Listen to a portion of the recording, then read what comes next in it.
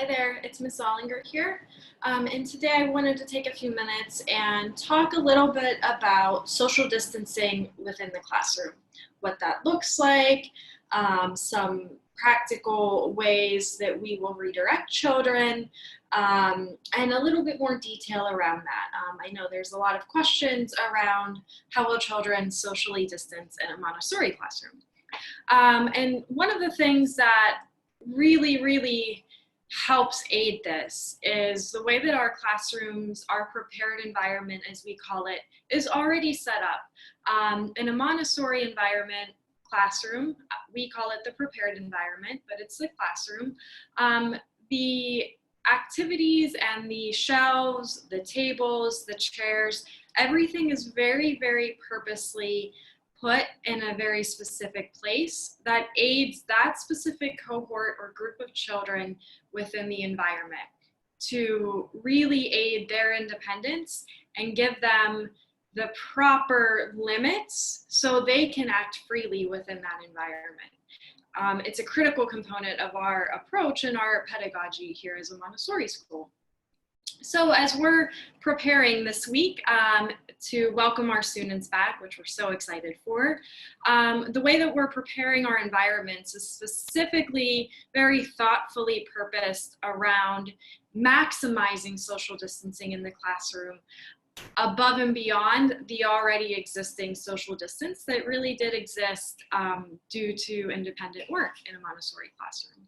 So things like moving the shelves to really only limit an area to be for one child. So rather than having to verbally remind a child, this is only for one child, or this is the space only for one individual, the prepared environment really aids that as a built-in control of error.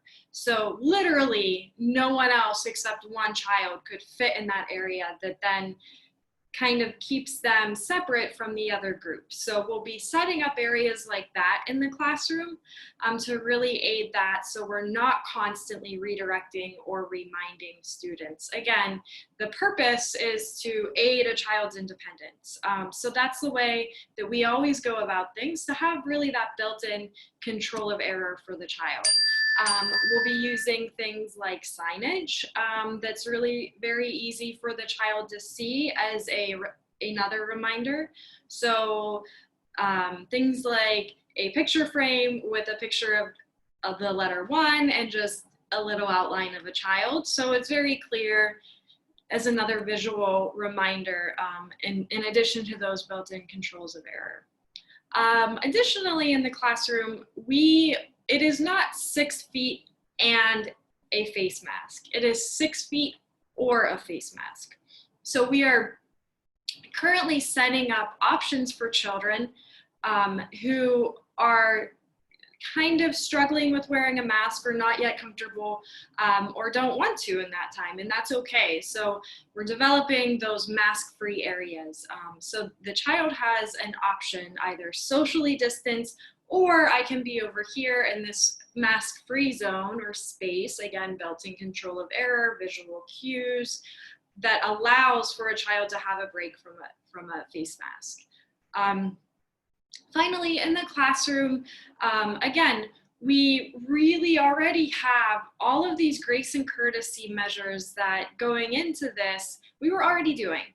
Grace and courtesy is what we call the hidden curriculum in Montessori, and I'm going to create another short video to get further in depth about grace and courtesy, to keep these videos short and sweet so you have time to watch them and get back to your very busy lives. We can't wait to see you, and I'll see you soon.